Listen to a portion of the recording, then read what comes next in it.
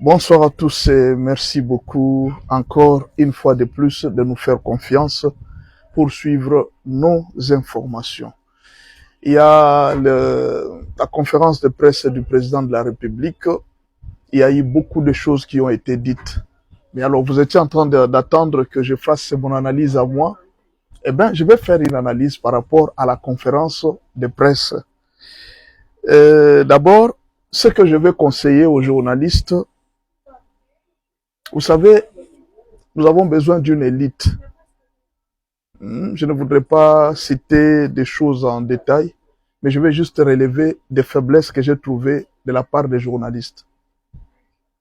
La première chose, beaucoup de journalistes qui étaient là, ils marchent avec la rumeur. Ils n'ont pas la vraie information. Ce n'est pas bien. Quand vous allez dans une conférence de presse, vous devez avoir des informations très sûres.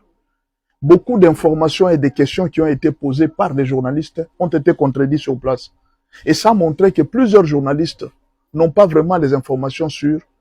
Ils sont en train de travailler avec les informations de la rue. Et ce n'est pas bien pour une élite de journalistes. Ça ne donne pas une bonne image. En tant que journaliste, vous devez vraiment rectifier ça et travailler ça sérieusement. Quand on vous donne une opportunité de poser des questions, vous devez être prêt avec des questions très sûres, avec des preuves à l'appui.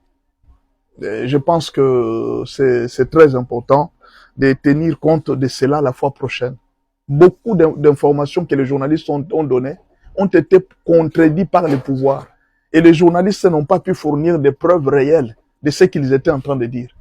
Ça, c'est désolant. Pour les journalistes de haut niveau, vous ne pouvez pas présenter, c'est vraiment une très bonne chose, c'est pas une très bonne chose pour une qualité, pour des journalistes de qualité et expérimentés comme les journalistes de la RDC. Je ne dis pas tous, hein, c'était juste une remarque générale. Je ne vais pas citer les noms des gens. La deuxième chose, vous savez, quand vous êtes devant le président de la République, il ne faut pas se comporter comme si vous êtes devant un gouverneur. Imaginez qu'on vous met là un député provincial et un député national. Est-ce que vous pensez que vous pouvez leur poser les mêmes questions?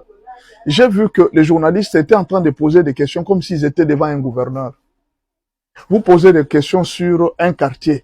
Est-ce que le président vraiment, devant un président, vous pouvez poser un problème d'un quartier, d'une commune? Posez les problèmes à intérêt nationaux. C'est ça le journalisme. Les problèmes à intérêt de gouverneur, posez ça au gouverneur. Il y a des choses qui concernent les chefs de quartier. Allez voir les chefs de quartier. Ça, c'est une deuxième chose que j'ai remarqué. Beaucoup de gens ont posé des questions au président comme s'ils étaient en train de poser au gouverneur, comme s'ils étaient en train de poser à un député provincial. Le président s'intéresse aux questions d'intérêt national et vous devriez satisfaire tous les gens. C'est-à-dire, en posant les questions, quelqu'un qui se retrouve à Ituri, quelqu'un qui se retrouve à Kolwezi devrait se retrouver à travers vos questions. C'était ça le journalisme. Devant un président, toute la nation doit se retrouver, et même la communauté internationale doit se retrouver à travers vos questions.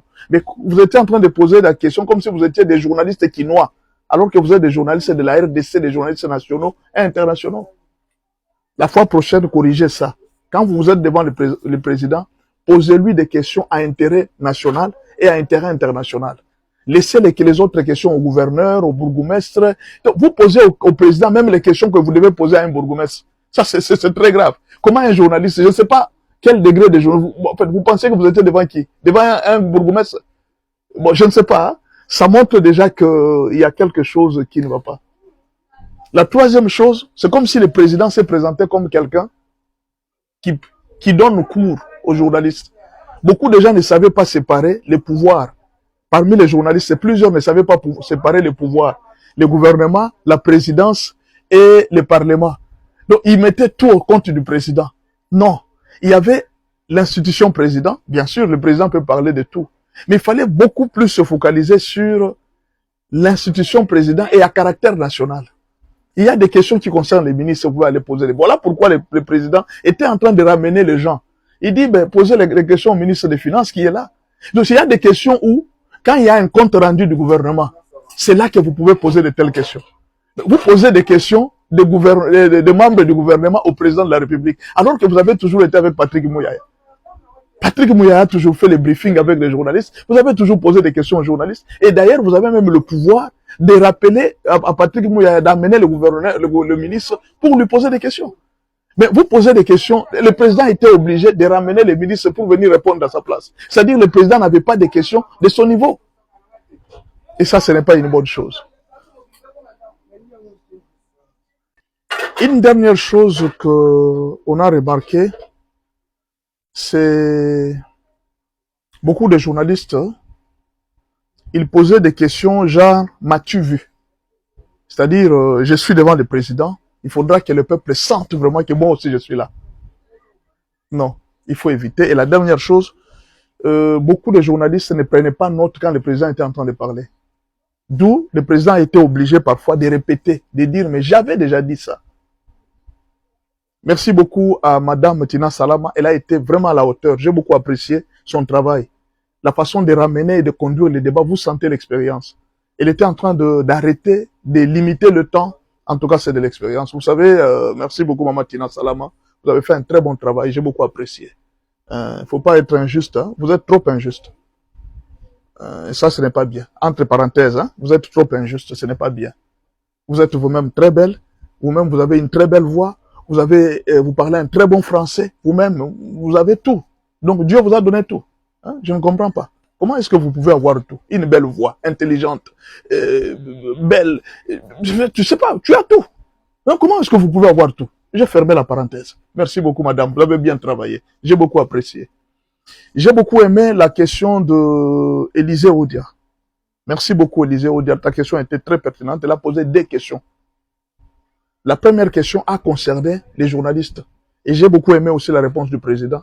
Il dit, mais si moi je commence à vous donner l'argent, le gouvernement commence à vous subventionner, vous serez obligé de travailler pour le gouvernement parce que vous ne direz pas le contraire. C'est pratiquement ce que font les médias occidentaux. Ils sont financés, ils ne disent que ce qu'on leur dit de dire. Vous aussi, vous allez devenir des journalistes comme ça. Voilà ce que le président a dit, non, non, moi je veux que vous soyez libres, que vous puissiez aussi me contredire. Parce que si vous commencez à dire nécessairement ce qui me plaît, ça ne sera pas une bonne chose. Ça, c'était une très bonne question. J'ai aussi apprécié la question que vous avez posée à intérêt national. Moi aussi, j'avais cette question-là. À quand le service national dans toute la RDC? Ça, c'est une très bonne chose. J'ai apprécié la question du chancelier Tchala. Une très bonne question. Il s'est intéressé à la sécurité nationale. Au départ des Rwandais, c'est une question à intérêt national. Une très bonne question. J'ai aussi apprécié aux gens qui ont posé la question sur les sanctions, sur Joseph Kabila et tout, sur le troisième mandat. J'ai apprécié toutes ces questions. Donc, en réalité, nous pouvons conclure que le président a dit clairement que si le peuple lui demandait de faire un troisième mandat, il le fera. Mais lui-même n'a jamais sollicité ça. De deux, le président a dit qu'il faudra que l'on puisse penser, revoir la Constitution, parce que nous pouvons voir ce qui est bon et ce qui est mauvais dans cette Constitution. Cela ne nous est pas interdit.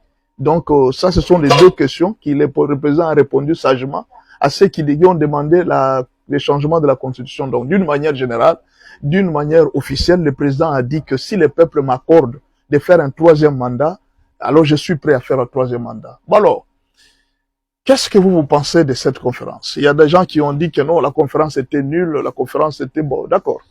Mais je vais terminer par une chose. Je préfère faire une deuxième vidéo. Mais j'ai beaucoup apprécié quand même. Hein. J'ai beaucoup apprécié. Est-ce qu'il y a quelque chose que je voulais demander au président de la République? Oui. Il y a une chose que je voulais demander au président de la République à propos de quelques personnes. Vous savez, il y avait dans la salle Kibambi Chitwa. C'est un grand journaliste, monsieur le président. Mais alors, en vous suivant, vous avez dit quelque chose que moi, après ma mort, après mon mandat, je préférerais rester derrière le nouveau président, lui être soumis et même m'investir pour qu'il réussisse. Il y a quelque chose que je voulais demander au président de la République, c'est de créer une structure pour les bibliothèques vivantes. C'est une structure très importante pour les pays. Par exemple, dans cette structure, vous devez prendre tous les anciens secrétaires généraux.